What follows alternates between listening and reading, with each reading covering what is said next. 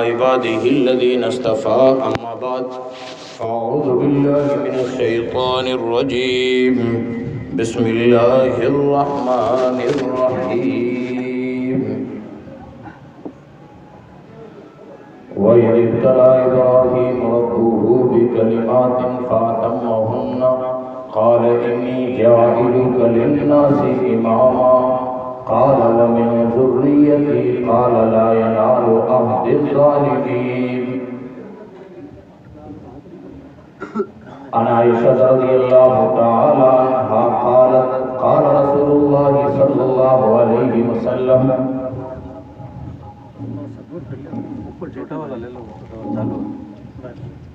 ما عمل آدمی من ایام النهر احب الى اللہ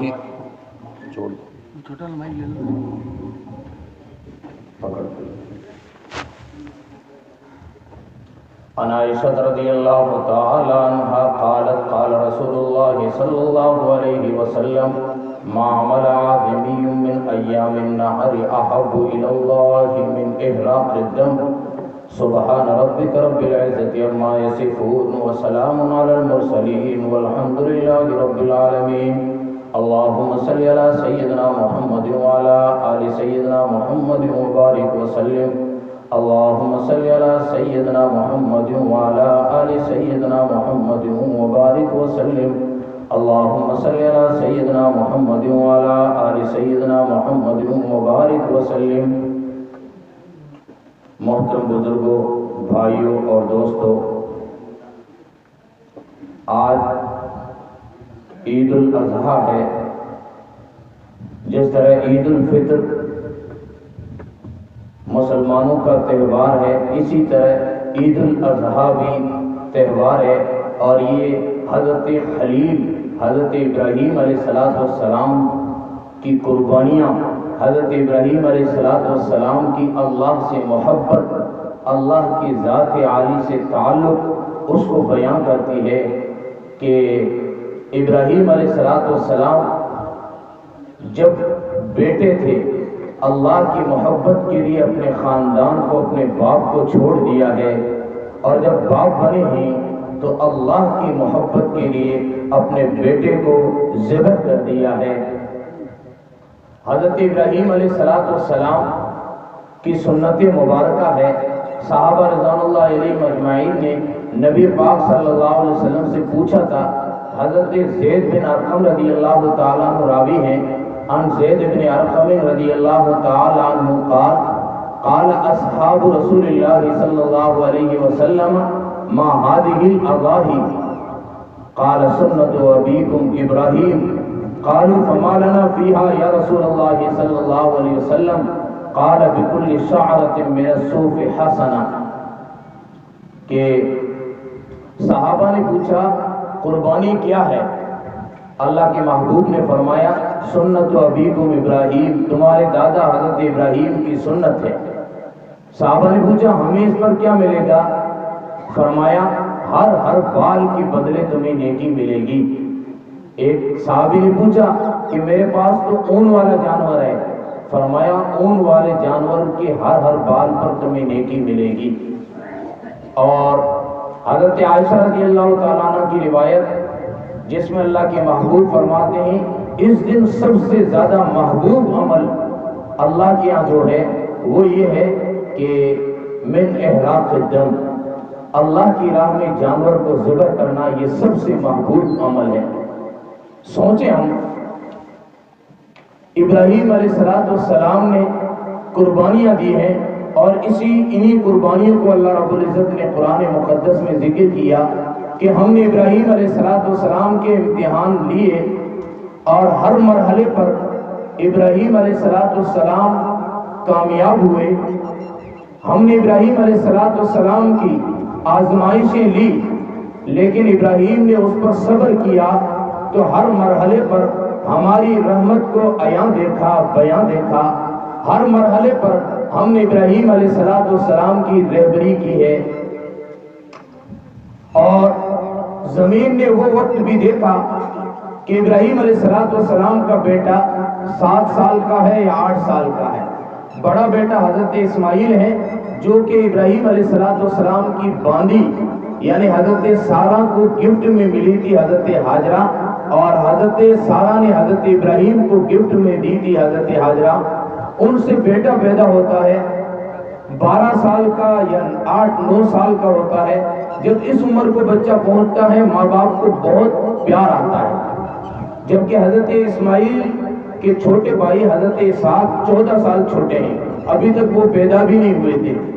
اللہ رب العزت نے بچپنے میں حکم دیا کہ جاؤ انہیں جنگل میں چھوڑ کے آؤ، وہ وادی جسے قرآن وادی غیر ذی زر کہتا ہے، اس وادی میں چھوڑنے گئے ہیں جس کا نقشہ قرآن نے کھینچا ہے۔ ربنا انی اسکنت من ذریتی بواد غیر ذی زرع عند بیتک المحرم، کہ اللہ میں نے اپنی متاع قلب و جگر کو تیرے حکم پر اس بیاباں میں چھوڑا ہے، وادی غیر ذی زر میں چھوڑا ہے۔ وہ وادی سائنس ترقی کرنے کے بعد اس زمین سے پیٹرول تو نکال سکتی ہے لیکن پانی نہ نکال سکی۔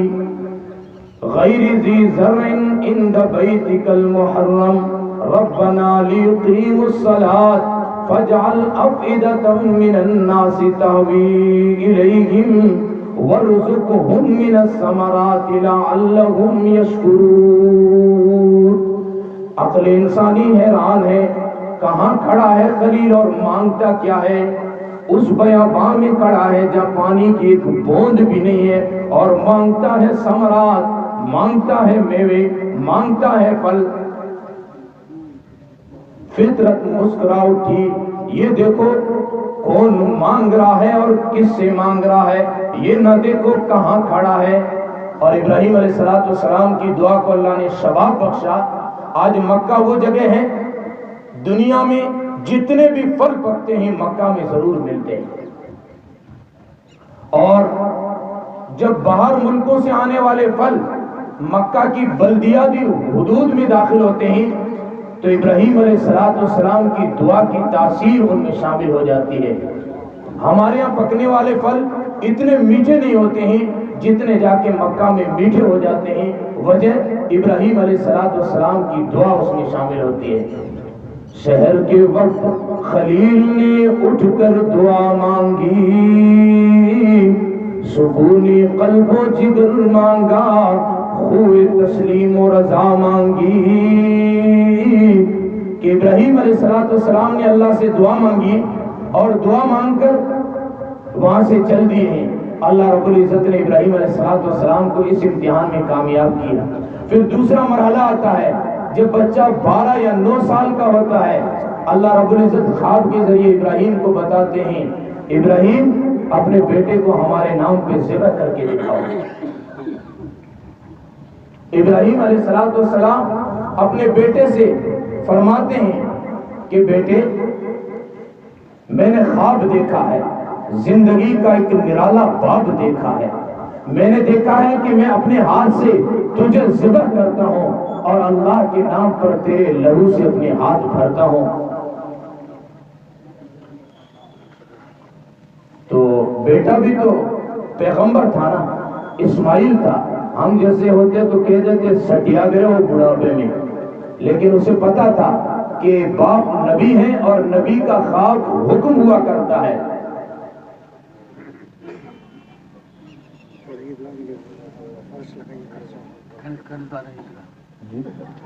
فرض کر لیا، فرض بنایا، اس میں تھوڑا خرچہ ہے، اس کے لیے امداد کریں۔ ہاں بھائی، ابھی عیدگاہ کے لیے جو فرض بنا ہے تو اس کے لیے خصوصی طور پر امداد کریں، سبھی حضرات خصوصی طور پر امداد کریں۔ درود شریف پڑھیں، اللہم صلی علی سیدنا محمد وعلی آل سیدنا محمد وبارک وسلم۔ تو بیٹا کیا کہتا ہے؟ یا ابت ما تؤمر ستجدنی انشاء اللہ من الصابرین۔ میرے ابو گھبرائیے نہ، تمہیں جو حکم ملا ہے اسے کر گزریے، مجھے صابرین میں پائیں گے، مجھے صبر کرنے والوں میں پائیں گے۔ پھر زمین نے دیکھا، آج ہم جانور کے گلے پہ چھری پھیرتے ہوئے بھی ہچکچاتے ہیں، دیکھیں عشق، کسی نے کہا یہ تیرے پر اسرار بندے جنہیں تو نے بخشا ہے ذوق خدائی، دو عالم سے کرتی ہے بیگانہ دل کو، عجب چیز ہے لذت آشنائی۔ ابراہیم علیہ السلام نے اپنے بیٹے کو زمین پر لٹا دیا ہے، زمین سہمی پڑی ہے، آسمان ساکن ہے، فرشتے حیرت کی نگاہ سے دیکھ رہے ہیں کہ یہ وہی انسان ہے جس کی تخلیق پر ہم نے اعتراض کیا تھا، آج یہ انسان اپنی بلندی پہ آیا ہے، فرشتوں کو بھی پیچھے چھوڑ گیا ہے۔ ساری کائنات سہمی پڑی تھی کہ آج کیا ہونے والا ہے۔ زمین سہمی پڑی تھی، آسمان ساکن تھا بیچارہ، زمین سہمی پڑی تھی، آسمان ساکن تھا بیچارہ، اس سے بیشتر نہیں دیکھا تھا یہ سا نظارہ۔ خلیل نے اپنے بیٹے اسماعیل ذبیح اللہ کو لٹا دیا ہے، گلے پر چھری چلانا شروع کرتے ہیں، چھری چلتی نہیں ہے، پھر پتھر پہ گھستے ہیں، پھر چلاتے ہیں چھری کو، چھری چلتی نہیں ہے، آنکھوں پر پٹی باندھ لی ہے اور چھری چلانا شروع کر رہی ہے، اور اللہ رب العزت کو یہ ادا پسند آئی اور جنت سے اللہ رب العزت نے دمبا بھیج دیا ہے اور فرمایا کہ ابراہیم تو نے اپنے خواب کو سچ کر دکھایا۔ ابراہیم علیہ السلام اس امتحان میں بھی کامیاب ہوئے۔ یہ واقعہ سنانے کا اور یاد دلانے کا مقصد یہ کہ جب ابراہیم خلیل اللہ کی محبت کے لیے اپنے بیٹے کی قربانی دے سکتے ہیں تو اللہ رب العزت نے ہمیں پیسہ دیا ہے تو ہم جانور کی قربانی ضرور دیں۔ اور اللہ کے محبوب صلی اللہ علیہ وسلم نے ایک حدیث مبارکہ میں ارشاد فرمایا کہ جس پر قربانی واجب ہو اور پھر بھی وہ قربانی نہ کرے فلا یحضرن مصلانا، اسے چاہیے کہ ہماری عیدگاہ میں حاضری نہ دے۔ یہ کون کہہ رہے ہیں؟ رحمت للعالمین صلی اللہ علیہ وسلم کہہ رہے ہیں۔ تو یہ ابراہیم علیہ السلام کی سنت ہے اور رسول اللہ صلی اللہ علیہ وسلم کی سنت بھی ہے۔ رسول اللہ صلی اللہ علیہ وسلم نے اپنی طرف سے بھی اور پوری امت کی طرف سے بھی قربانی کی ہے، تو رسول اللہ صلی اللہ علیہ وسلم کی سنت بھی ہے۔ جن جن پر واجب ہے وہ اپنی قربانی ضرور کریں۔ دوستو، قربانی کرتے ہوئے ان آداب کو بھی ملحوظ رکھیں کہ جیسا کہ میں نے جمعے میں بتایا تھا، گوشت اگر کوئی چاہے تو پورا اپنے استعمال میں لا سکتا ہے، لیکن بہتر یہ ہے اس کے 3 حصے کیے جائیں، ایک اپنے لیے، ایک غریبوں کے لیے، ایک اپنے رشتہ داروں اور پڑوسیوں کے لیے، ان تک بھی پہنچایا جائے۔ اور دوسری بات یہ ہے جو قربانی کر رہا ہے وہ اپنے ہاتھ سے جانور کو ذبح کرے۔ یار ہم اپنے ہاتھ سے جانور کو ذبح نہیں کر سکتے تو ہم کیا اللہ کی محبت کے لیے قربانی دیں؟ اپنے ہاتھ سے ذبح کرے۔ اگر بالفرض کوئی اتنا ہی کمزور دل کا ہے، ہاتھ نہیں پھیر سکتا ہے، تو پاس میں ضرور کھڑا رہے اور جانور کو پہلے پانی پلا دیں اور پھر اس کے بعد اسے تڑپا کے ذبح نہ کریں بلکہ تیز چھری رکھیں اور فوراً اسے ذبح کر لیں۔ دوسرا جانور جو دوسرے جانور باندھے ہوئے ہیں ان کے سامنے جانور کو ذبح نہ کریں۔ کیوں کہ ہم نے 2 جانور ذبح کرنے ہیں، ایک کو پہلے ذبح کیا، وہ دوسرا والا دیکھ رہا ہے کہ یار میری بھی باری آنے والی ہے، تو اس کا خون سوکھ جاتا ہے۔ تو اس لیے نبی پاک صلی اللہ علیہ وسلم نے فرمایا جانور کو 2 بار ذبح نہ کرو۔ مطلب کیا ہے کہ ایک بار دوسرے کو تم نے ذبح کیا، وہ پاس میں کھڑا تھا، وہ نظارہ وہ دیکھ رہا تھا کہ بھائی اب اس کے بعد ہماری بھی ایسی ہی باری آنی ہے۔ تو اس لیے جانور جب ذبح کریں تو اس ادب کو بھی محدود رکھیں۔ ایک اور، چونکہ ہم ہندوستان میں رہتے ہیں، ہمارے ساتھ ہمارے برادران وطن بھی رہتے ہیں، بعض وہ ہے جن کو خون سے تکلیف پہنچتی ہے یا یہ کہ گوشت وغیرہ یہ چیزیں ہم پھینکتے ہیں اس سے تکلیف پہنچتی ہے. مسلمان جو ہے نا مومن کسی کو تکلیف نہیں دیتا ہے. تو جہاں پہ جن کے پڑوس میں برادران وطن رہتے ہیں وہ نالیوں میں خون بہانے کے بجائے ریت لا کے ڈال دیں, ریت پہ خون سوکھ جائے اور اس کے بعد اس کو باہر پھینکوا دیں. بھائی ہم نے کر لیا, نالیوں کے اندر ہم نے پانی کے ذریعے سے بہا دیا, لیکن دوسروں کی دل آزاری ہوگی, دوسروں کو تکلیف ہوگی, اور اسلام کسی اور کو تکلیف دینا پسند نہیں کرتا ہے.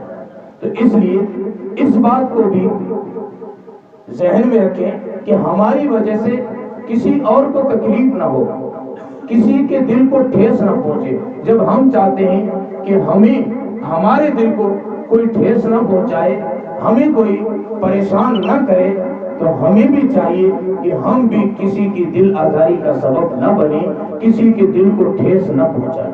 اس بات کو بھی اپنے ذہن کے اندر رکھیں. اب 5 منٹ بچے ہیں, اخیر کی ایک بات عرض کروں. جیسا کہ میں نے بیچ میں کہا تھا کہ 3 حصے کرنے ہیں, یہ 3 حصے تو کرنے ہی ہیں.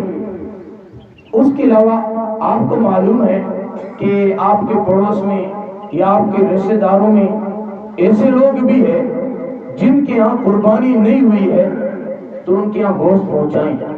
گوشت پہنچانے کے بعد یہ تذکرہ نہ کریں کہ ہر سال فلاں کے یہاں ہم گوشت بھیجتے ہیں, ان کے یہاں تو قربانی ہوتی نہیں ہے, ہم بھیج دیتے ہیں. عام طور پہ عورتیں یہ باتیں کر دیتی ہیں.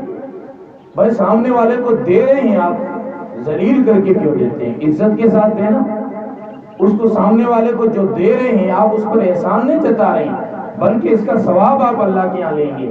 تو جب اللہ کے لیے ثواب کے لیے دینا ہے تو اس طرح دیں سامنے والے کی عزت نفس بھی بچ جائے. یہ نہیں کہ تذکرے کرتے پھریں کہ فلاں کے یہاں تو قربانی ہوتی نہیں ہے, ہم ہر سال ان کے یہاں گوشت بھیجا کرتے ہیں, اس سال بھی بیٹا جاؤ گوشت دے کے آؤ. اس طرح سامنے والے کی تذلیل کر کے دینا یہ اچھی بات نہیں. عزت کے ساتھ وقت جو ہے بدلتے دیر نہیں لگتی, سب کا وقت آتا ہے. ابھی ان پر حالات ہیں, انہوں نے نہیں کیا, آپ پہنچا دیں. جب ان کے حالات اچھے ہو جائیں گے وہ آپ کو اور کسی کو پہنچا دیں گے. تو اس لیے دوسروں کے ساتھ خیر خواہی کا معاملہ بھی فرمائیں. عید خوشی کا نام ہے. عید کے ایک معنی یہ ہے بار بار لوٹنا, یہ بار بار لوٹتی ہے. خوشی ہر سال ہمیں نصیب ہوتی ہے, تو ہم اپنی خوشیوں کے اندر دوسرے ہمارے بھائیوں کو بھی شامل کریں, ان کے یہاں بھی پہنچائیں. جس طرح ہمارے بچوں کا دل ہے اور دل کے ارمان ہے, اسی طرح غریبوں کے بچوں کے بھی دل ہے اور دلوں کے ارمان بھی ہے, ان تک بھی پہنچائیں, ان کی خیر خواہی بھی کریں. اور عید کا طریقہ سن لیں.